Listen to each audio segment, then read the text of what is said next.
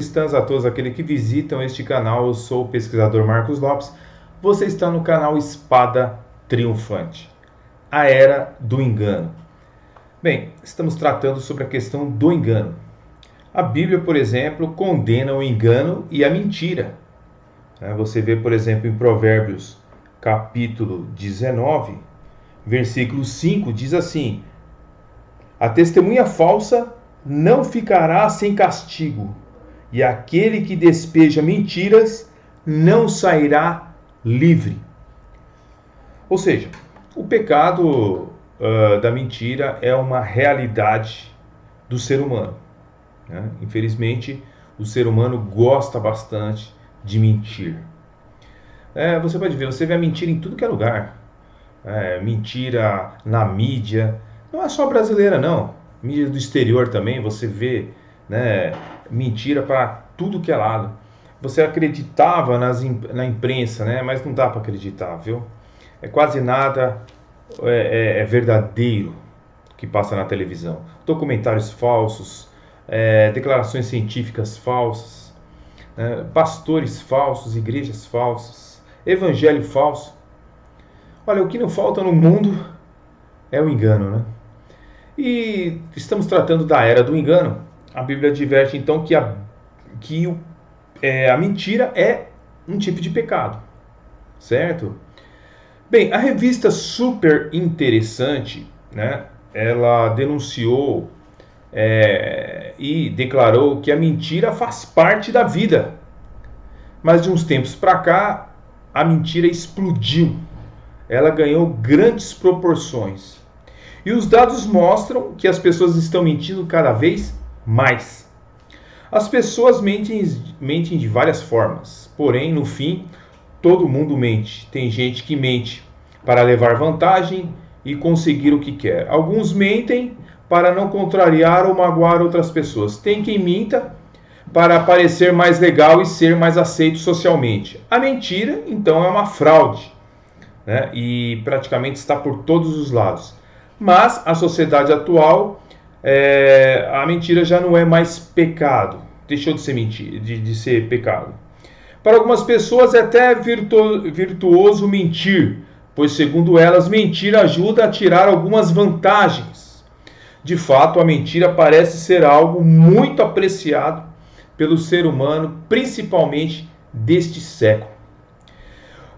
Existe um filósofo chamado David Livingstone Smith, explica numa entrevista: engana que eu gosto. Como as pessoas parecem sentir prazer em serem enganadas. A revista Veja perguntou para esse filósofo: por que mentimos? Smith respondeu da seguinte forma: a mentira está por toda parte, ela é normal. Todos mentimos e quem diz o contrário mente.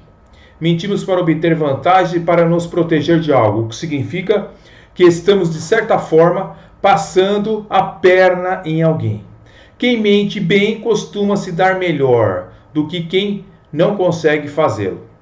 Smith ainda explica: porque a mentira traz vantagens indiscutíveis. Bons mentirosos são mais populares e bem mais sucedidos. Alguns conseguem enganar por muito tempo e atingem status social mais alto e até melhores salários. A mentira está em toda a natureza. Vírus enganam o sistema imunológico de seus hospedeiros. Plantas dissimulam para estar livre de predadores. Animais blefam para conseguir comida. Não seria só uma questão de sobrevivência. É de levar vantagem. É ser melhor do que os concorrentes. E assim é a vida humana também, explica este filósofo contemporâneo. É lógico que não concordamos, né, com as palavras de Smith, né, desse filósofo. Usamos simplesmente as suas palavras para apresentar o lugar que a mentira ocupa em nossos dias. Ao contrário do que Smith declara, a Bíblia afirma que a mentira é pecado e sempre terá alguma consequência. Pois mentir não é algo virtuoso, tá? Mas é algo errôneo. A Bíblia diz aqui em Romanos 3, versículo 4, por exemplo, diz assim a Bíblia: De maneira nenhuma seja Deus verdadeiro e todo homem mentiroso. Como está escrito, para que seja justificado nas tuas palavras e prevaleças. Ou seja, todo homem, ele é mentiroso. A Bíblia diz isso. Nunca nós vamos conseguir viver uma vida terrena e nunca mentir. Mas nós podemos, através de uma vida cristã legítima, tentar o máximo possível não mentir. Para vivermos termos diante de Deus uma vida digna. É verdade que muitas pessoas se tornaram bem-sucedidas financeiramente mentindo. A exemplo dos falsos mestres e falsos pastores que você vê aí na televisão. Os camaradas se deram bem com a mentira, não se deram? Carros luxuosos, casas, mansões fenomenais. Tudo em nome da mentira. Não que o evangelho seja isso. Mas esse pessoal ama e adora a mentira. A mentira dos políticos enganam a população. O Brasil foi enganado aí pelo PT, PSOL, partidos de esquerda, né, durante 30 anos. Já se passaram 30 anos depois do regime militar e continuamos sendo enganados pela esquerda. O governo nos enganou. Mas não é verdade que mentir seja bom. Os mentirosos sempre trazem danos a outras pessoas. Mesmo um traficante, ele vai querer um caixa honesto, que trabalhe para ele. Ele não vai querer um caixa que mente para ele, um cara que cuida do dinheiro dele. Desde o início da humanidade, a mentira tem afetado a todos. E o engano é uma das maneiras de se obter alguma vantagem sobre o outro ser humano. Na história da humanidade, não há como afirmar que tudo que é ensinado em nossas universidades é a realidade dos fatos. Há pesquisadores que afirmam que não passam de mentira muitas coisas que aprendemos como verdades. Alguns dizem que a história do Brasil é extremamente mentirosa. Né? A história do Brasil seria um exemplo do que talvez aquilo que aprendemos pode ter sido forjado por alguns historiadores. Mesmo que sejam especulações, alguns sugerem que Cabral não foi o descobridor do Brasil e que D. Pedro não estava montado num cavalo às margens do Ipiranga e que não deu o grito de independência ou morte. Alguns declaram essas coisas. Outros pesquisadores afirmam que a princesa Isabel assinou a Lei Áurea devido à influência da Igreja Católica, por intermédio do Papa Leão